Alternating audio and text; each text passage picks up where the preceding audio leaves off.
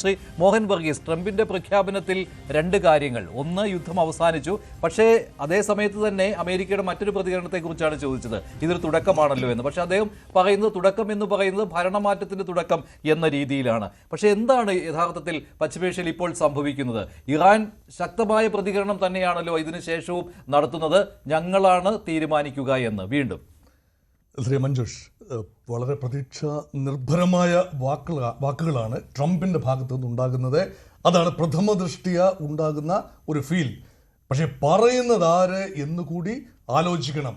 Donald Trump നാഴികയ്ക്ക് 40 വട്ടം അഭിപ്രായം മാറ്റിയ ഒരു ചരിത്രമുള്ള നേതാവാണ്. അതുകൊണ്ട് ട്രംപ് പറഞ്ഞു വെച്ചു, അത് കഴിഞ്ഞ ആഴ്ചയും പറയുന്നു, തങ്ങൾ ഏതാണ്ട് ലക്ഷ്യങ്ങൾ പൂർത്തീകരിച്ചു, യുദ്ധം പക്ഷെ തുടരുകയാണ്. ഇറാൻ്റെ പ്രതികരണം കുറച്ചുകൂടെ മെഷേർഡാണ്. യുദ്ധം തുടങ്ങിയത് നിങ്ങളാണെങ്കിൽ എപ്പോഴവസാനിപ്പിക്കണം എന്ന് ഞങ്ങൾ തീരുമാനിക്കും എന്ന വാക്കുകളാണ് ഇറാൻ്റെ പുതിയ നേതൃത്വത്തിൽ നിന്നും വരുന്നത്. ഇപ്പോൾ ഡൊണാൾഡ് ട്രംപിനോട് ചോദിക്കുന്ന, അത് ഇൻട്രോയ്ക്ക് സമയത്ത് കണ്ട വാക്കുകളാണ്, ഇൻട്രോഡക്ടറി വീഡിയോയിൽ കണ്ട വാക്കുകളെ ഒന്ന് തലനാരിഴ കീറി പരിശോധിച്ചാൽ നമുക്ക് മനസ്സിലാകുന്ന ഒരു കാര്യമുണ്ട്. Trump is in two minds. അമേരിക്കയ്ക്കുള്ളിൽ മാഗ ക്യാമ്പിനുള്ളിൽ 2 അഭിപ്രായങ്ങളുണ്ട്. ഒരു അഭിപ്രായഗതി, അതൊരു പക്ഷേ വിദേശകാര്യ സെക്രട്ടറി മാർക്കോ റൂബിയോയുടെ ഒരു ചിന്ത കൂടി അതിനകത്തുണ്ട് എന്ന് കരുതണം. അവസാനം ഇറാൻ്റെ കേപ്പബിലിറ്റി പരമാവധി അവസാനിക്കുന്നത് വരെ യുദ്ധം തുടരേണ്ടതുണ്ട്. എന്നിട്ട് ഏകപക്ഷീയമായി വിജയം പ്രഖ്യാപിച്ചുകൊണ്ട് അമേരിക്ക ആഗ്രഹിക്കുന്ന സമയത്ത് പിൻവാങ്ങാം. അതാണ് ഒരു ക്യാമ്പ് എന്ന് പറയുന്നത്. ആ ക്യാമ്പിനെ, മാഗ ക്യാമ്പിൻ്റെ ഒരു സ്ട്രാൻഡ്. ആ സ്ട്രാൻഡിൻ്റെ നിർദ്ദേശപ്രകാരമാണ് ഇസ്രായേലിനെ എന്ത് വില കൊടുത്തും സംരക്ഷിച്ചുകൊണ്ട് തന്നെ അമേരിക്ക പരമാവധി ഇറാൻ്റെ പ്രഹരശേഷി കുറയ്ക്കുക. രണ്ടാമതൊരു ക്യാമ്പ് കൂടിയുണ്ട്, കുറച്ചുകൂടി ചിന്തിച്ച് കുറച്ചുകൂടി സംയമനത്തോടുകൂടി പ്രവർത്തിക്കുന്ന വൈസ് പ്രസിഡന്റ് JD വാൻസ് നേതൃത്വം നൽകുന്ന ഒരു ക്യാമ്പുണ്ട്. ആ ക്യാമ്പിൻ്റെ അഭിപ്രായം അനുസരിച്ച് വളയ്ക്കുകയെ ചെയ്യാവൂ, ഒടിക്കേണ്ട കാര്യമില്ല. കാരണം ഒരു കോ എക്സിസ്റ്റൻസ് ഇവിടെ ആവശ്യമാണ്.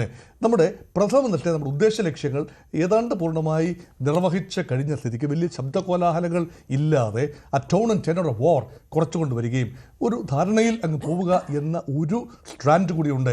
അതിലേക്ക് ആദ്യത്തെ ഒരു തീവ്ര നിലപാടിൽ നിന്നും രണ്ടാമത്തേക്കുള്ള ഒരു മാറ്റം ആണോ ഈ വാക്കുകളിൽ നിന്നും, ട്രംപിൻ്റെ വാക്കിൽ നിന്നും വായിച്ചെടുക്കാവുന്നത്? മറുപക്ഷത്തെ ഇറാനെ സംബന്ധിച്ചിടത്തോളം അമേരിക്ക യുദ്ധം നിർത്തി എന്ന് പറഞ്ഞു കഴിഞ്ഞാൽ ഒരു കരാറില്ലാതെ, പ്രത്യേക ധാരണയൊന്നുമില്ലാതെ നിർത്തി എന്നെങ്ങനെ അറിയാൻ സാധിക്കും? കാരണം ഇതിനകത്തൊരു പ്രത്യേക ഒരു ധാരണയില്ല. ഹോർമൂസ് കടലിടുക്ക് നിലവിൽ ക്ലോസ്ഡ് ആണ്. അല്ല എങ്കിൽ പൂർണ്ണമായി അടച്ച പ്രതീതിയാണ്. ഒരു കപ്പലും ഒരു ജലയാനവും അങ്ങോട്ടും ഇങ്ങോട്ടും പോകുന്നില്ല. അത് തന്നെ തടസ്സം നീക്കുമെന്നും അമേരിക്ക പറയുന്നുണ്ട്. ബലപ്രയോഗത്തിലൂടെ ശ്രീ മഞ്ജുഷ്, ബലപ്രയോഗത്തിലൂടെ ഹോർമൂസിലെ തടസ്സം നീക്കാനാണ് ഉദ്ദേശിക്കുന്നതെങ്കിൽ അതാകാമായിരുന്നു. ഇപ്പോൾ ബലപ്രയോഗത്തിലൂടെ നീക്കുകയാണെങ്കിൽ that means inviting further trouble. അത് അമേരിക്കയ്ക്ക് മാത്രമല്ല, അമേരിക്ക നീക്കാൻ ശ്രമിക്കുന്ന അമേരിക്ക മാത്രമല്ല, വീണ്ടും ഒരു barrage of attack against the Gulf countries. അത് ആരും ആഗ്രഹിക്കുന്നില്ല. അതുകൊണ്ട് in the name of the security of the Gulf countries, അത് മാത്രമല്ല എണ്ണ അന്താരാഷ്ട്ര വിപണികളിൽ എത്തണം യുദ്ധത്തിൻ്റെ 11ാം ദിവസം. അതുകൊണ്ട് ഈ പ്രഷർ കൂടുന്നത് ഓരോ ദിവസം കൂടുന്തോറും the oil shock, the oil pressure intensify ചെയ്യുന്ന കാഴ്ചയാണ്. അതുകൊണ്ടാണ് ഈ ചെറിയ തോതിലെങ്കിലും ഈ ഹോർമൂസിൻ്റെ കാര്യത്തിലൊരു ധാരണ ആവുക എന്ന് പറയുന്നത്. ഇറാൻ്റെ തുറപ്പുചീട്ട് അംഗീകരിക്കാൻ ഒരു പരിധി വരെ അമേരിക്ക തയ്യാറാകുന്നു. അമേരിക്ക അത് കൺട്രോൾ ചെയ്യുമെന്നാണ് ഇപ്പോൾ പറയുന്നത്. ഹോർമൂസ് ഞങ്ങൾ കൺട്രോൾ ചെയ്യുമെന്ന് പറഞ്ഞാൽ അവിടെ യുദ്ധം തുടരുമെന്നാണ് അർത്ഥം.